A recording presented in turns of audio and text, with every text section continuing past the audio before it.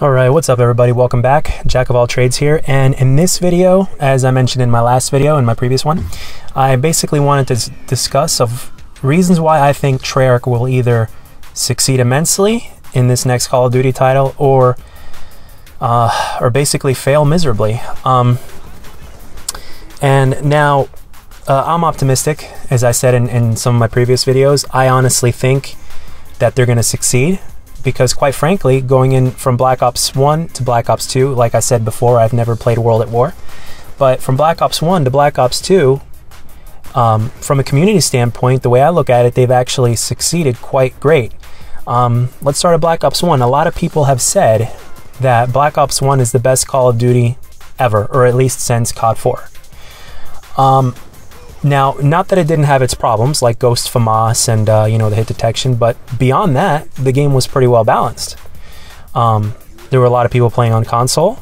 Call of Duty was still in its prime, so to speak. As far as players played, it was still in the last of its prime, so to speak. And the thing is, whatever problems Black Ops 1 had that people complained about, in Black Ops 2, for the most part, they fixed those problems, for the most part. And I'm gonna go into why now. I'm gonna tell you everything that I could think of off the top of my head. Now, a lot of people complained that Black Ops 1 was a little too slow paced. A lot of people complained about Ghost. A lot of people complained about the weapons, snipers and the FAMAS specifically. They complained about Second Chance, or Last Stand, so to speak, or whatever it's called. And they were complaining about that the maps were a little bit too big. They were probably complaining that there wasn't too much variety in the kill streaks. Like only half of them were usable and then the other half were just, whatever. And in Black Ops 2, they literally went above and beyond with every single thing that the community complained about. With Ghost, they fixed Ghost. Basically you have to keep moving for it to work. Brilliant. It was very basic, but very brilliant. It worked, it's true. And it was done perfectly. The weapon balance was great, except for the snipers, but here's the thing. They, as far as shotguns were concerned, a lot of people didn't use shotguns in Black Ops 1 because they were really hard to use. They were usable, especially if you had the skill, but they were pretty weak overall, compared to what we had in Modern Warfare 2 at least. Those were overpowered, but yet so was everything else. But all of a sudden they gave us 4 great shotguns in Black Ops 2. The maps were medium-sized 3-lane maps, which was perfect. The game was much more fast-paced because of that, but just fast-paced enough to where, everybody can basically be satisfied on both sides. You could be a little bit more passive and you'll be fine, as long as you play right. And then again, you can rush like crazy and be fine again, as long as you do it right. People complained about the snipers. The next thing you know, the snipers are the most OP thing in Call of Duty history in Black Ops 2. They went a little bit overboard on that, obviously. But, if you look at it from a community standpoint, they basically did what we asked them to do. What else did we get? We also got, in my opinion, the hit detection was still a little off, but it was better for me in Black Ops 2 than it was for Black Ops 1.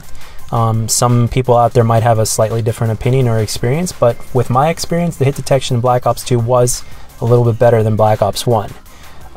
They invented League Play, and they gave pros a whole bunch of, they gave people a way to play competitive, whether you're a pro player or not, which was very good. Again, even though we're not really talking about campaign, the campaign was pretty good. But I feel like there's something I'm missing. What is it? I don't know. The only thing that they shouldn't have brought back in Black Ops 2 that was like that really is a pain in the ass to me is tactical insertions, especially when the maps are that small and then the snipers are that powerful. Tactical insertions, mess with the spawns. They, it's too much. They should have limited him, but that's okay. There's no such thing as perfect, And a lot of people out there will complain that C4 is overpowered, but it is very powerful, no doubt about it. I use the crap out of it if you see it in my videos, but the thing is, it's counterable. It's counterable because if you wear a flak jacket, you won't die from C4. And even a Hellstorm missile can save you.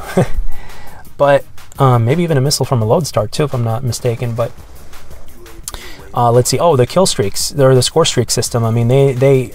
Their pick 10 system and the score streak system was brilliant. I mean, the score streaks are so many, and they're all usable. You can mix and match. They felt rewarding to get. If you're an objective player or a slayer, you could still get them, you know, depending on how you play. They encourage you to play the objective, which was awesome if you played objective place games.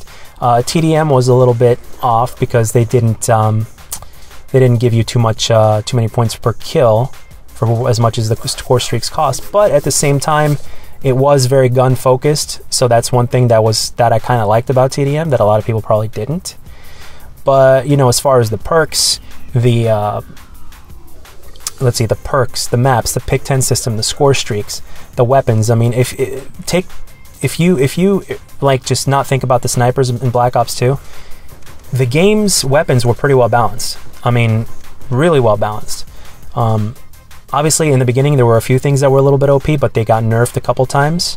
And quite frankly, you know, I think the game ended up being a major success. And from a community standpoint, from everything that we asked, we pretty much got what we asked for, and then some, because they also added in league play, and you know, with the pros and everything, and gave other people a chance to kind of get a taste for it that wanted it, or people there that were just tired of pub stomping and wanted something a little bit more competitive. They gave us that. So as far as everything is concerned, they gave us pretty much everything that we've asked for in Black Ops 2 in transition from Black Ops 1. So, you know, as long as they keep on this pace and give us what we asked for in Black Ops 3, by keeping this cycle going that they've kind of created from Black Ops 1 to Black Ops 2 to Black Ops 3, and as long as they give us something new without overdoing it, almost kind of like how Sledgehammer did, so to speak, you know, we got to keep Call of Duty feeling like Call of Duty. And as long as it does that with adding all these new things like the specialists and everything that they've added in, and you know, whatever else they're going to add in, you know, they will. I honestly think they will definitely succeed. Now, if they don't do any of this, and if they go completely in the other direction, and if the game feels too much like Titanfall, or if it feels like too much like Sledgehammer's, you know, Call of Duty mixed with Titanfall, and then just a little bit of traditional Call of Duty, I think the game could actually take a hit, and a hit to a point to where, you know, the whole saying about Call of Duty killing itself will actually come true in this implementation. So basically, it's as simple as that. If they keep on this and add new things that will, you know, that will keep it Call of Duty, but while keeping it fresh and giving us, you know, giving the fans what they want, they will no doubt succeed. The only thing they have to do is, you know, add in things that will keep people interested in coming back while keeping the Call of Duty formula fresh and making it feel like Call of Duty first and foremost. And then the biggest thing that Treyarch needs to do, in my opinion, and from my experience, and also from what the community says, is they need to master their hit detection / connection.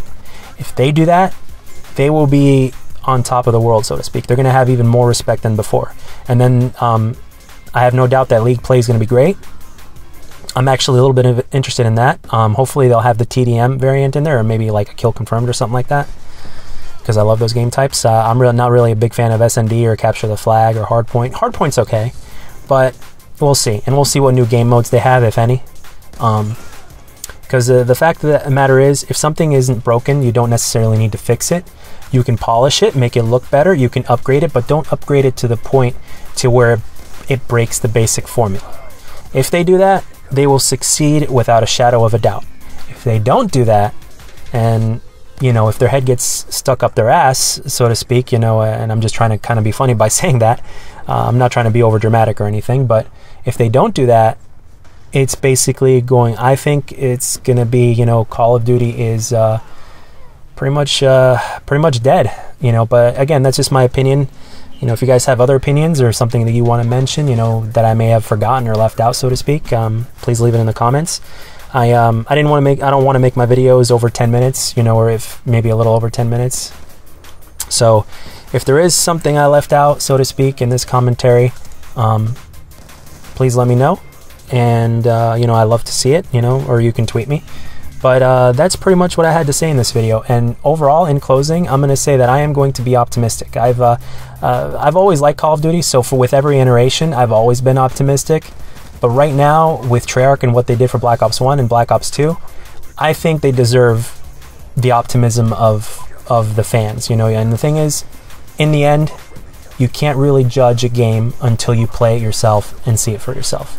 So until then, everything is speculation, everything that we've seen and everything like that. So in 4 weeks or so, we're going to have E3, and that is when we're going to get our first taste of multiplayer reveal.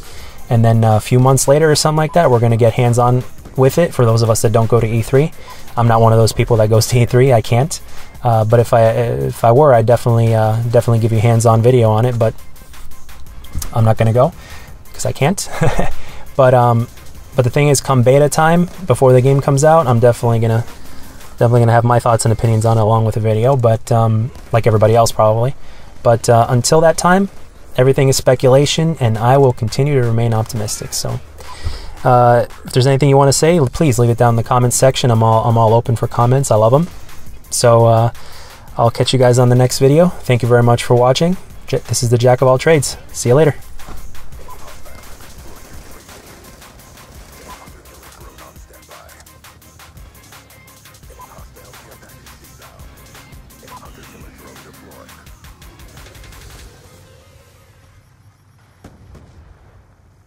Good job, SEALs. Stand by for further orders.